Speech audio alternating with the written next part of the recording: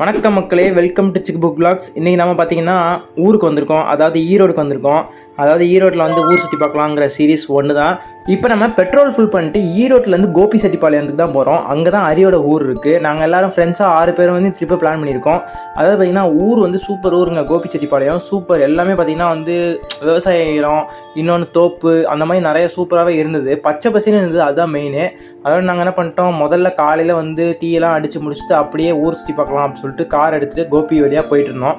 போயிட்டு பார்த்துட்டு இருக்கும்போது கரெக்டாக சன்ரைஸ் ஆகிட்டு இருந்தது. அதை பார்த்திங்கன்னா ஒரு ஸ்பாட்டை போட்டுட்டு நேராக அரி வீட்டுக்கு போயிட்டோம். அரி வீட்டில் எல்லா பொருளையும் வச்சுட்டு அவங்க சமைச்சிட்டு இருந்தாங்க, சாப்பாடு எங்களுக்காண்டி சமைச்சிட்டு இருந்தாங்க.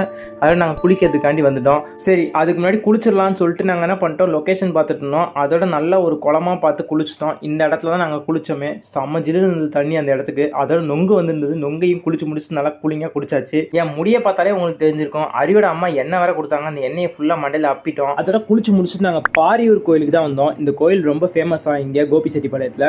அதோட அங்கே போயிட்டு கோயிலில் வந்து பிரார்த்தனை முன்னேற்றிட்டோம். அதோட அங்கேருந்து சாமி எல்லாத்தையும் கும்பிட்டு கோயிலை சுற்றி பார்த்துட்டு இருந்தோம். கோயில் சூப்பராகவே இருந்தது, அழகாகவே இருந்தது. ஏதோ இன்னும் புதுசாக ரெனோவேட் பண்ணியிருக்காங்க போல்.